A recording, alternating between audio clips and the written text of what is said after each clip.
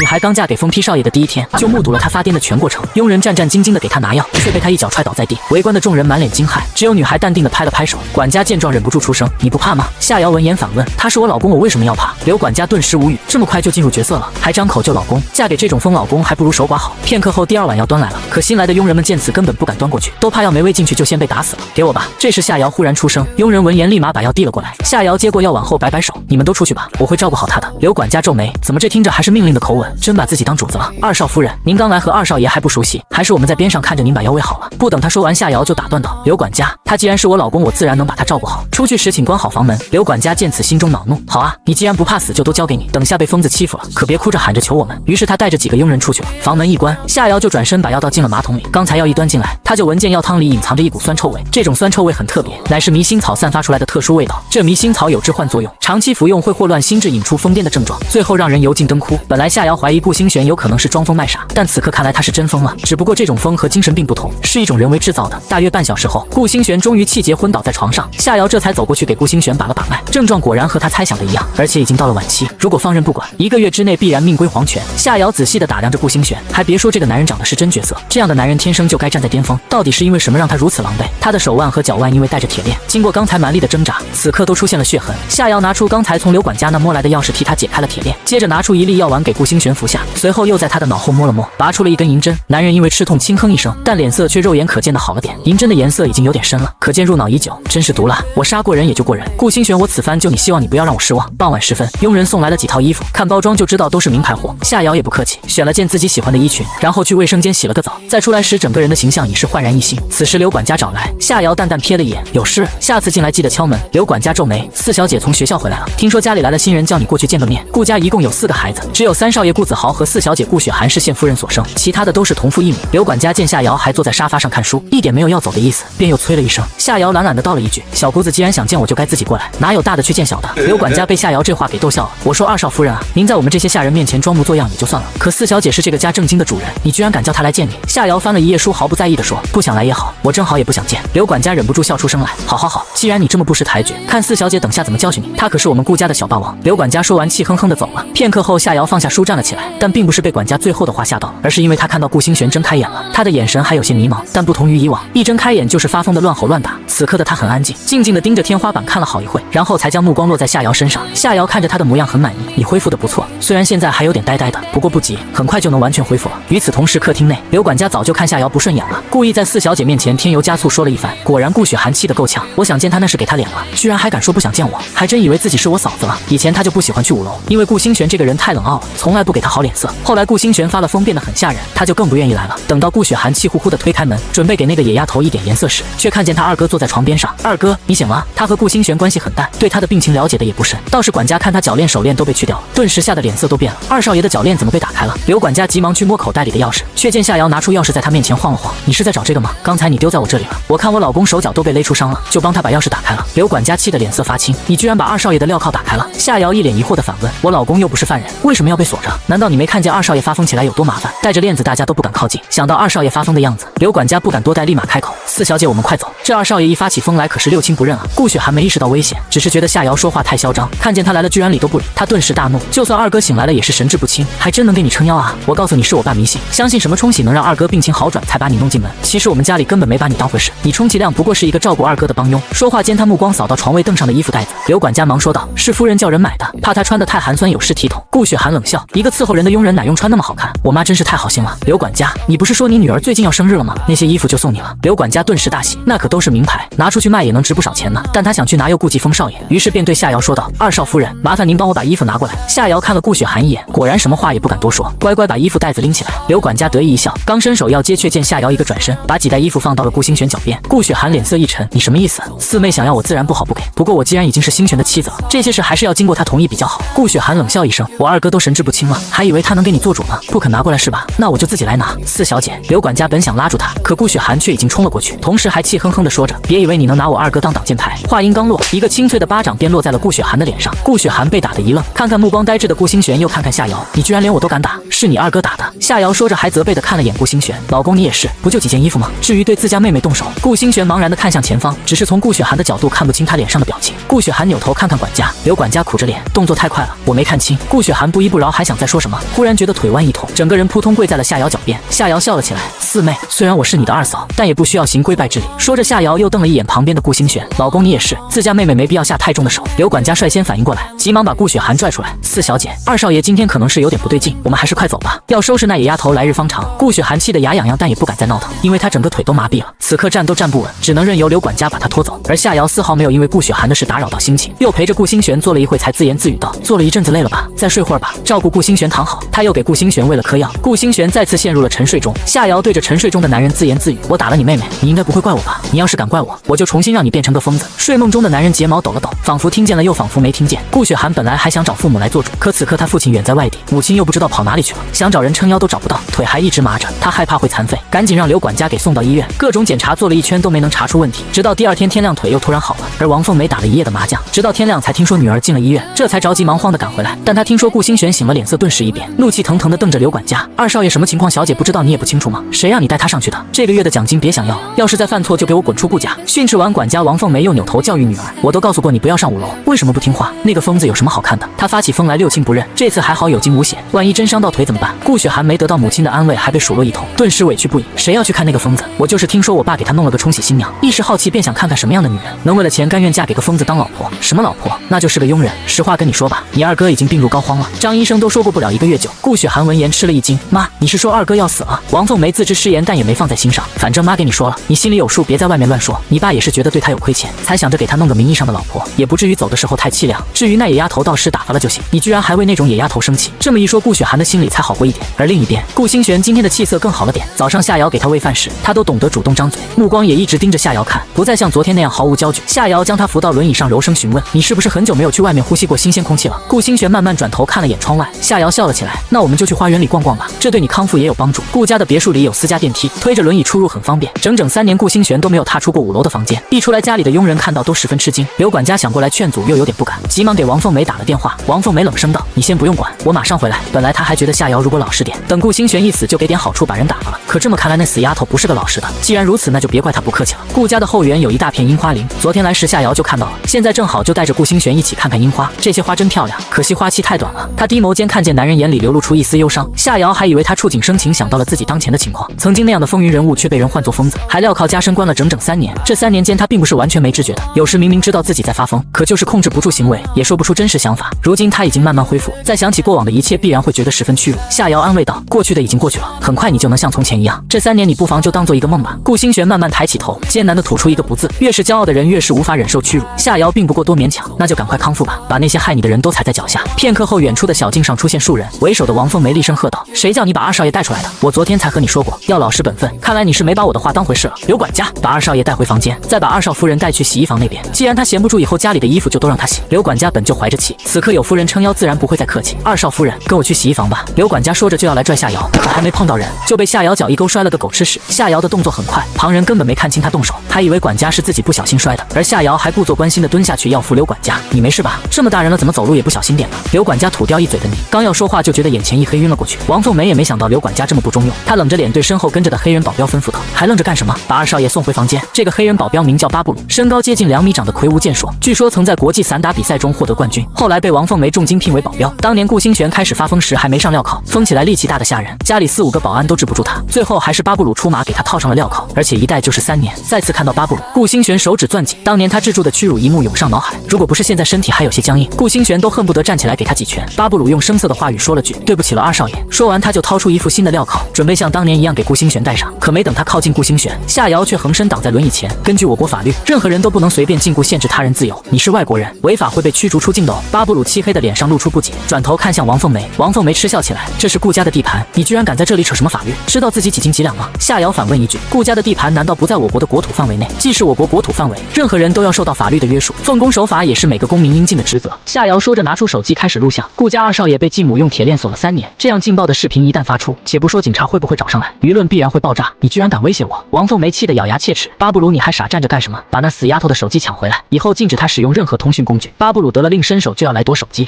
夏瑶冷冷抬眸，迎着巴布鲁巨大的手掌一拳挥了过去。去，硬是将巴布鲁打得倒退3步。巴布鲁不可置信地看向夏瑶，却见他的目光中透着几分杀气。巴布鲁是吗？在华夏多久了？夏瑶问话时抬手摸了摸头上的发夹，于是这里的一切通过暗藏的镜头直播到了基地的监控室内。5年，大概是夏瑶的气场太过强大，又或许是那一拳的力道太震撼，以至于巴布鲁下意识回答出来：5年，估计赚了不少吧。想在华夏捞金，切记奉公守法，否则送你回老家。与此同时，基地里一个男人盯着监控，拿出对讲机下令查一下那个叫巴布鲁的飞机员，找个理由将他驱逐出境。王凤梅因为惧怕顾星璇发疯，所以站得很远，没看清两人是怎么交手的。她还以为巴布鲁不敢对2少夫人动手，一时怒从心起。巴布鲁，你忘了谁是你的主人吗？还不把这个丫头拿下？哪来那么多功夫和她废话？尽管巴布鲁潜意识里感觉对方不好惹，可他是靠着王凤梅吃饭的，即便有时违法了，也根本不放在心上。反正顾家这个夫人很厉害，关系很硬，保下她完全没问题。更何况现在是夫人亲自下令，就算把这丫头弄死也没什么大不了。念及此，巴布鲁嘴里发出低吼，双手握拳向夏瑶挥来。顾星璇背对着众人，看不清具体情况，只感觉那个女孩有危险。他努力挣扎想站起来，可偏偏双腿什么知觉都没有。正当他焦急万分时，只听身后传来砰的一声，巨大的樱花树微微颤了下，落樱迷乱了所有人的视线。而与此同时，夏瑶瞬间出手，一连拍出4掌，分别拍在巴布鲁双腿和双臂的几处大穴上。等到樱花落尽，王凤梅眼前视线变得清晰时，这才看见巴布鲁跪在那里一动不动，双手还举得高高的，做出投降一样的姿势。王凤梅简直要被这个蠢蛋给气死了，扯着嗓子吼道：“巴布鲁，你这个蠢蛋在干什么？我让你收拾那丫头，你怎么给跪下了？”巴布鲁这次是真正领教到了夏瑶的厉害，再也不觉得刚才是错觉，那是真正的高手。他张了张嘴想和王凤梅解释，可却发现嘴说不出话来了。没用的东西！王凤梅骂了一声，拿出手机准备喊府里的保安过来。可正好这时保安队长的电话打来了。不等王凤梅说话，保安队长语气焦急地说道：“夫人，门口来了几个警察，拿着拘捕令，说您身边的巴布鲁先生被群众举报涉嫌发嫖，要带回去核实，如果情况属实，还要被驱逐出国。”王凤梅一口血都要被气出，这黑鬼居然还敢发嫖，是我给的钱太多了吗？殊不知巴布鲁心中更苦，发嫖是真的，可他去的是高端会所，以前都没事，怎么这次就被举报了？最终巴布鲁被警察带走。夏瑶替顾星璇抖去了一身的落花，出来有一阵子了，你累了吧？我推你回去休息。从头到尾，夏瑶连个正眼都不给王凤梅，王凤梅气得浑身发抖，却偏偏拿夏瑶没办法。这时张医生过来了，夫人，2少爷怎么出来了？王凤梅没好气地说：“你去给2少爷检查下身体，我先去换个衣服。”落了一身的花瓣真是恶心极了，他最讨厌的就是樱花，偏偏顾哲远那老糊涂就是舍不得把这片花海给铲平。今天如果不是因为顾星璇在这里，他才不会到这一片来。张医生是个40开外的男人，国内小有名气的精神科医生。自从顾星璇生病后，他就成为了顾星璇的私人医生。不同于巴布鲁的粗鲁，他倒是显得彬彬有礼。“2少夫人您好，我是2少爷的私人医生，熟悉2少爷的病情。听闻2少爷昨天发病了，特意来给2少爷检查下身体。”可夏瑶却根本不理他，不等他说完就推着顾星璇走远了。张医生虽然觉得挺没面子的，但还是厚着脸皮跟上去。“2少夫人您也累了，让我来推2少爷。”手还没有碰到轮椅，他脸上就吃了一记耳光。张医生捂着脸委屈无比：“2少夫人，您怎么能随便打人？”夏瑶连王凤梅的面子都不给，就更别说这个一眼就能看出的走狗。顾星璇这种情况，即便和张医生没有直接关系，也有间接关系，而且就算张医生一无所知，那也绝对是个庸医，贻误病情等同杀人。夏瑶斜眼看他：“我如果是你，绝对不会自讨苦吃。”张医生受了王凤梅的命令，哪怕挨了一巴掌也不愿退缩。他端着医生的架子道：“2少夫人，给2少爷看病是我做医生的本分，您一直阻扰，是不是别有用心？你给2少爷看病，越看越严重，就是你的本分，这也好意思自称医生？”张医生脸上铁青：“2少夫人，您这什么意思？”夏瑶淡淡一笑：“医者本分是治病救人，而不是为了钱不择手段。”说完，夏瑶推着轮椅扬长而去。张医生呆愣当场，什么意思？难道他看出什么了？张医生不敢耽误，匆忙跑去见王凤梅：“夫人，不瞒您说，我刚才看2少爷的气色似乎好了很多，如果不是回光返照，那是什么？难道那个野丫头还能救那疯子？”张医生沉吟道：“如果是刚开始还真不好说，但现在2少爷都已经病入膏肓了，又不是世外高人，哪能说救就能救的？只不过我担心2少爷死后他会在外面乱说。”王凤梅拍着桌子冷笑：“乱说？一个小门小户里出来的野丫头，还能在顾家头上动土不成？话是这样说不错，但王凤梅有点后悔，早知进门的是这个难缠的货色，她当初就该极力反对冲洗。”王凤梅转念一想，未免夜长梦多，还是再送他们一程吧。白天使佣人来送了几次药，夏瑶自然不会让顾星璇再喝乱七八糟的东西了，就连饭菜都是由他亲自检查过，确认无误后再给顾星璇吃。夜晚，夏瑶又给顾星璇喂了一遍药，此刻顾星璇又恢复了一些，但说话还有点含糊不清。恢复？夏瑶懂得他意思，你毕竟病了那么久，不能太着急，不过很快就能恢复了，相信我。顾星璇闻声闭上眼眸，很快就陷入了睡梦中，连他自己也觉得有些可笑。明明只是相识不久的人，但此刻却成为他最为依赖信任的人，反而是那些所谓的至亲，却变成了时刻需要提防的敌人。另一边，夏瑶睡在了沙发上，临睡前还想着等顾星璇恢复后，得让他给自己安排个房间才行。第二天，夏瑶照旧带顾星璇去外面散步。药物治疗是一方面，但是病人自己的心境也很重要，散散心更有利于他恢复。照旧是坐电梯下楼，可电梯门刚一关上，周围骤然陷入了一片黑暗。夏瑶急忙按了电梯里的紧急通话，却根本联系不上人，手机也打不出去，很明显信号被屏蔽了。为防夜长梦多，王凤梅干脆加快了进度，刻意制造了一起停电事故。电梯停电困几个小时，对普通人来说或许不算什么，但对顾星璇那种长期服用迷心草的人来说，会加速精神刺激，特别是电梯里封闭闷热的环境下，正常人都会觉得心慌意乱。顾星璇肯定会被诱发疯病，他的病已经很严重了，疯病发的越频繁，越会加速透析他的生命。一旦出个什么意外，责任全由那个野丫头担着，那时就不光是扫地出门的事了，还要追究他法律责任。万一那二疯子发起狂来，做出什么伤害事件，远就更是活该，谁叫他自作主张打开了疯子的镣铐，还真以为带疯子出去散散步，疯子就能痊愈给他撑腰了。这时刘管家过来询问，夫人已经关了好一会儿了，还要等多久？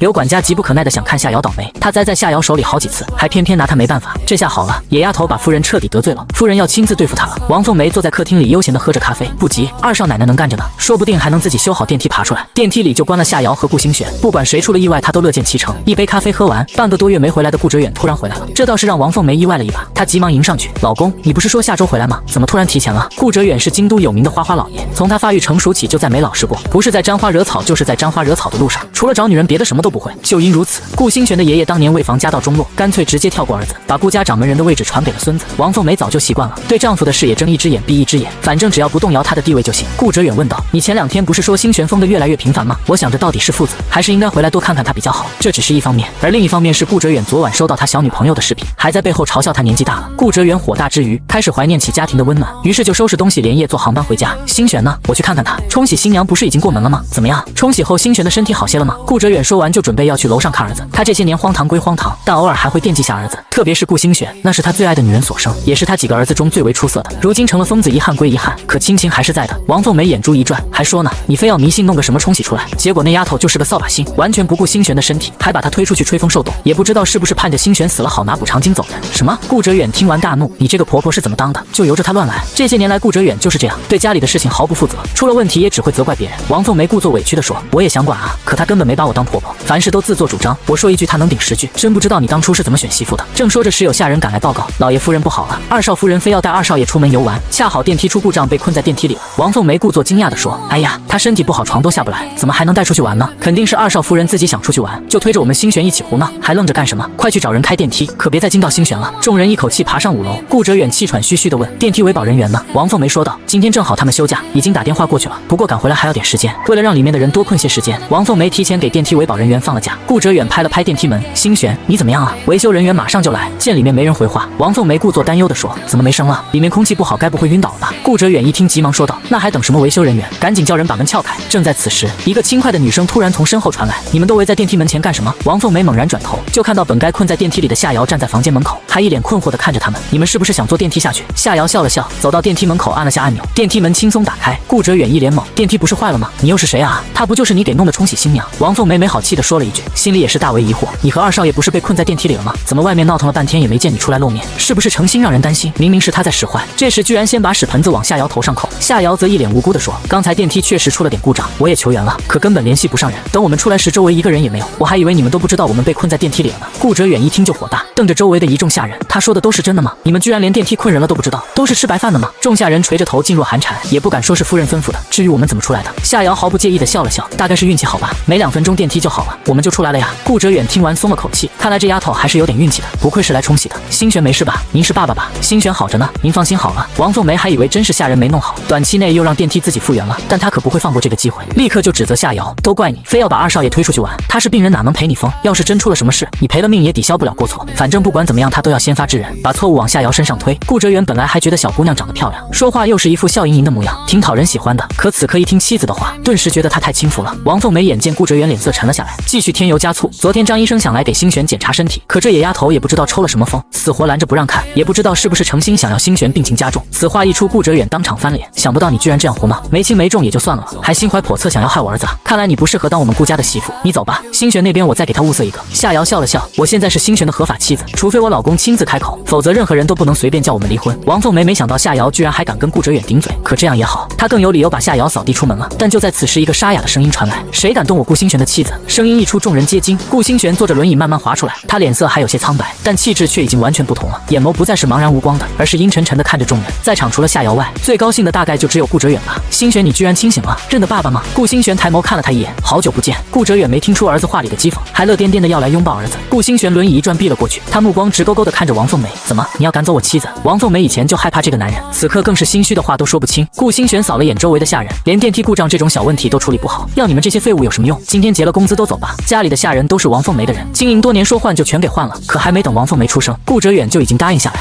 换。新人新气象，只要星璇你高兴就行。3年了，这男人还是狗腿的为儿子命是从。事到如今，王凤梅只能关心的问星璇，你身体还有什么不舒服的？要不叫张医生过来给你检查下？顾星璇冷笑，那个庸医不用了，星璇要不送你去医院检查下。不等顾哲远说完，顾星璇很不给面子的转过轮椅，老婆，我们回房间吧。夏瑶闻言推着他进了房间，你身体还没完全恢复，怎么突然出来了？顾星璇认真的说，你被人欺负，我自然不能无动于衷，而且你救了我，我会报答你的，无论你想要什么都可以。通过这2天的相处，顾星璇知道夏瑶不简单，来顾家目的不纯，但这一切都不重要。夏瑶救了他的命，让他不用再屈辱的做个疯子，还有什么比这更重要的吗？夏瑶看着他那副认真的样子，扑哧一声笑了，不知道为什么忽然想逗逗他，什么都可以，要你行吗？说话间，夏瑶伸手挑起他的下巴，长得不错，勉强可以入本小姐的眼。本来只是句玩笑话，可顾星璇却红了脸，可以。接着他又顿了顿，只要你愿意，你永远是顾家的2少夫人，我也会尽一个丈夫的职责去尊你敬你。夏瑶闻言挑了挑眉，只是尊我敬我，但不爱我吗？顾星璇愧疚道，很抱歉，我的心确实没办法给你，因为在5年前，这颗心早已给了别的女孩。这样说的确有点丧良心，但与其欺骗，不如早些坦白。除此之外，你想要什么都可以。夏瑶哈哈一笑，原来还是个痴情种啊，反正他也只是为任务短暂停留，不涉及感情，对双方更好。那行吧，我们约定好，暂时做名义上的夫妻，等哪天你找回心爱的女孩了，我就把2少夫人的位置让出来，让你们有情人终成眷属。顾星璇听他如此说，感动之余又认真道，你放心，你既然是我妻子，我万万不会对不起你。找到他只是了结一个心愿，将来除非你看不上顾家2少夫人的位置，否则没人能赶你走。接着他神情一暗，我的身体还有几天能恢复？最快明天，最晚后天你就能像正常人一样活动。不过你毕竟病了3年，身体亏空太厉害，需要调养一段时间。见顾星璇皱眉，夏瑶猜出他心中所想，何必急于这2天？害你的人应该是王凤梅，想要除掉她还不容易。顾星璇冷冷一笑，就凭她那种无脑女人，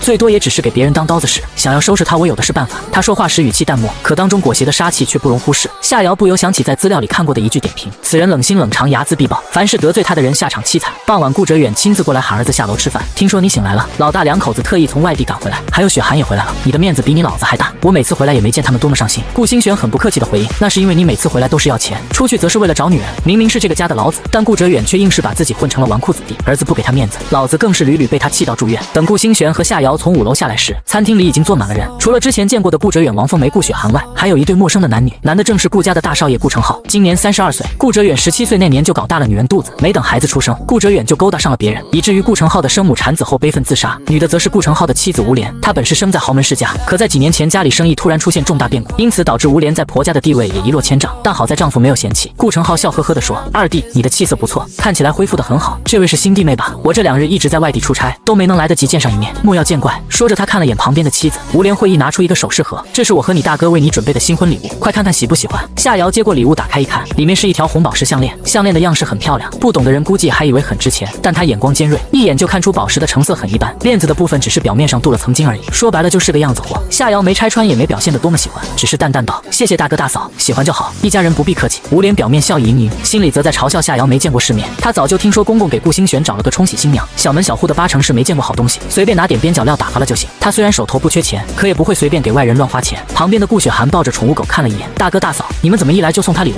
我也缺个项链呢，怎么不送我？顾成浩笑了笑，明天让你大嫂也给你挑一个。四妹喜欢这个项链，要不然就送你吧。真的？顾雪涵有点不敢相信，这个女人居然这么好说话。那天不过是几件衣服，她都护得跟宝贝一样。大哥送出的首饰肯定值钱，她怎么舍得割爱？夏瑶嫣然一笑，拿着项链主动走到顾雪涵旁边。顾雪涵想着，这野丫头肯定是当着大家的面故意装好人，她既然敢装，我就不客气的收了。正当她心头得意伸手要接时，却见夏瑶手一拐，把项链套在了宠物狗的脖子上。不错，很搭配。顾雪涵有点生气，可待她低头看清项链的成色时，顿时没心没肺的笑了。大嫂你也太抠门了吧，送个镀金的项链，还别说，给我狗子戴着还挺好看的。顾星璇闻言冷冷开口，这就是大哥精心给我老婆准备的礼物，真当我顾星璇躺了3年就成废物了，拿个假货就打发了。虽然顾星璇还坐在轮椅上，但整个人都散发着阴寒的气质。吴莲没想到会被当众识破，毕竟男人对首饰都不太敏感，而这个土丫头也不可能见过什么好东西，哪知她居然反手给狗戴上了，这不是讥讽她的礼物只配给狗吗？还有顾雪涵那个蠢货，看出来就算了，还大大咧咧的说出来，这叫她的面子往哪搁？她正要解释，顾成浩却先一步开口，二弟莫要生气，这应该是个误会，想来你大嫂也是被人骗了，买了假货都不知道。我明天重新给弟妹买一份见面礼。不必了，我老婆眼光高，怕大哥选的不合眼。大哥若是有心，不如折现吧。夏瑶顿时乐了，这是我的卡号，农村信用社的卡，最好不要跨行，不然还要出手续费，大嫂会心疼的。吴莲心在滴血，这两口子怎么能这样？哪有把礼物折现直接打卡的？还内涵他抠门，连手续费都心疼，真是岂有此理。顾成浩倒是不在意，还问了句100万够不够？听到100万，吴莲心疼的厉害，一个劲给老公使眼色，见面礼而已，用不着那么贵啊。夏瑶觉得吴莲的表情很有趣，忍不住继续开口，我是在乡下长大的，没见过什么世面，也不知道100万能不能买到可心的首饰，要不就200万吧。大哥，你会不会觉得太多？心疼的话少点也可以，不多，弟妹高兴就好。顾成浩倒是个沉得住气的人，说完就当众给夏瑶的卡上打了钱。顾哲远在旁边目睹了全过程，自然也很生气。他生气的点在于大儿子对外人太大方了，而他这个当老子的每次回家找儿子要钱，都会被说教一番。闲话完毕，大家纷纷入席吃饭，佣人们不断端菜递汤。顾成浩看着一个个下人都面生得很，便问了句家里的人都换了。说起这个王凤梅，饭都吃不下去了。自从夏瑶这个死丫头进门后，他就各种不顺。最得力的保镖突然被遣送出境，顾星璇又莫名其妙的好了，而且一清醒还把他经营多年的人手换光了。现在再看夏瑶，根本不觉得是嫁过来冲喜的，反而是给他添晦气的灾星。顾哲远没看出老婆的不高兴，和顾成浩解释了一遍今天早上发生的事。顾成浩闻言笑了笑，还是二弟雷厉风行，这么快让家里焕然一新。顾星璇淡漠的回了一句，若是连小家都治理不了，如何治理大家？一桌人各怀心事的吃完了饭，回房间后，夏瑶又给顾星璇把脉，并拿出了药丸让他服下。你给我吃的到底是什么药？夏瑶冲他眨眨眼，毒药，你可连着吃了好几天呢，那不必浪费药丸了，你要干什么只管吩咐就是了。夏瑶扑哧笑出了声，你还是活生生的样子有趣。有件事要和你说一下，之前和你同处一室是为了防止你被人害了，如今整个府邸都是你的人，估计也没人能再轻易害你。我想着你是不是该给我弄个房间？我这2天睡在沙发上实在太不舒服了。顾星璇认真思考了下，按理是该给你准备个房间的，但这么一来别人就知道你我之间有问题。夏瑶也有点犯愁，那倒也是，要不然再买个床，买个沙发床吧，白天折起来也不容易被人发现。顾星璇立刻就吩咐人去办，1个小时后沙发床就送来了。不得不说顾星璇手下办事效率还是很快的，如果不是当初他神志不清没办法下达命令，也不至于3年间过得如此凄惨。第2天等他们下楼来吃饭时，已经是上午9点多了。顾成浩早早就去公司上班，吴莲因为昨晚的200万心疼的半宿没睡，只能白天补觉。顾哲远昨夜就跑出去鬼混了，王凤梅也去打麻将散心，夫妻2个玩个的倒也相安无事。只有顾雪涵睡眼惺忪的下楼，可没等他靠近餐厅的位置，顾星璇已经冷冷投来一眼，顾雪涵立刻就没心思吃饭，匆匆出门去上课了。夏瑶忍不住笑了起来，你家妹妹饭都没吃，就被你一个眼神吓走了，还真是可怜啊。顾星璇向来不喜欢王凤梅生的儿女，自然没有好脸色。吃完了早饭，夏瑶忽然一本正经地对顾星璇说，你也恢复的差不多了，不需要我时刻守着。顾星璇听到一半皱眉道，难道你要离开？不是说好要多在顾家待一段时间吗？夏瑶见他误会了，忍不住笑了笑，我就是想要出去逛逛，采买些东西。顾星璇暗暗松了口气，需要我陪你去吗？不必，你身体还要休养，逛街太累，你现在还受不住。他要出去采买的是一些女性用品，让他陪着也太尴尬了。顾星璇点了点头，然后掏出一张镶嵌着金边的卡递给夏瑶，这是天福城的黑金卡，你拿着这个卡可以随意买。天福城乃是帝都最高端的商场，向来是名门贵妇们最爱去的地方，里面的消费自然不菲。夏瑶眉头一挑，拿着卡哼着歌离开了。夏家给他买了不少衣物，但都是地摊货，很多根本没法穿。王凤梅倒是在一开始送来几袋衣服，但也没有内衣。夏瑶在商场四处逛了逛，去了美发店做了个发型，将刘海稍微修饰一下，不再那么秃里吧唧的。她在天福城逛了1天，回到顾家时大包小包拎了一堆东西。当看到顾星璇颇有病人的自觉，悠闲地坐在摇椅上欣赏夕阳时，她满意的笑了笑，把购物袋随意往床尾上一丢，就去卸妆洗脸。可事实上顾星璇开了1天的视频会议，一直到门口保安报告2少夫人回来了，她才匆忙收起电脑，接着又装模作样的躺到摇椅上。躺了3年，她荒废了太多的时间和工作，如今感觉身体恢复的不错，只是夏瑶非要让她调养，她才不得不继续在家里窝着。而另一边夏家3人在得知顾星璇恢复后也动起了歪心思，他们原本只是打算让这个突然出现的侄女夏瑶代替自家女儿嫁给顾星璇冲喜，可没想到顾星璇居然康复了。张雪梅瞬间柠檬精上头，那死丫头运气真好，还以为嫁过去要给顾家守寡，没想到居然就恢复了，这里头肯定有问题。我之前打听到的是顾星璇病入膏肓，活不了多久，要不是这样，我们也不会放着顾家这块肥肉不要啊。夏有强沉吟良久，不用过多猜测，明天我们去一趟顾家，我是他叔叔，如今也是顾星璇的叔叔，顾家正经的亲家，顾星璇要真清醒了，我们也能捞点好处。背靠顾家这座大山，以后咱们夏家还怕不能在帝都立下脚。接着他又对夏薇薇叮嘱道，明天去了切记不要大呼小叫的，和你堂妹处好关系。第2天一早，王凤梅就出门了。这2天她很郁闷，顾家上下人手大换血，现在的佣人都是顾星璇的人，她用得很不顺手，还总感觉处处受监视，弄得她都不想在家里待了。可刚坐上车准备出去时，却忽然看到大门口停了辆陌生的车子，一问之下才知道，居然是夏瑶的叔叔一家找上门。保安本来还想进去报告，王凤梅却眼眸一转，亲家来了还报告什么？真是一帮没眼力见的东西，还不赶紧把门打开。他一眼就看出这家人不是什么好东西，估计这次来不是给夏瑶添堵，就是为了讹好处。顾星璇不是很宝贵他的穷酸老婆吗？那正好就让他看清楚穷酸老婆的亲人都是什么货色。为此他还特意发消息把顾哲远给喊了回来。夏有强一家也没想到王凤梅居然这么好说话，还亲自迎接他们进门，而且一路上都十分和气。夏微微暗想，原来顾家婆母这么和善，一点没有看不起他们小门小户的意思，难怪夏瑶敢在外头嚣张，肯定是仗着婆家人疼爱。再看到顾家府邸大的跟皇家古堡一样时，夏微微更是生出了后悔之心，早知道当初还不如我嫁过来，哪怕守活寡也开心啊。夏家3口刚到客厅还没坐稳，夏瑶正好下楼，当看到夏家人时，他还颇有些意外。瑶瑶来了。夏有强看到夏瑶后挤出激动的眼泪：“你这出嫁好几天了，怎么也不给叔叔来个电话？在顾家过得还习惯吗？顾少爷对你还好吗？”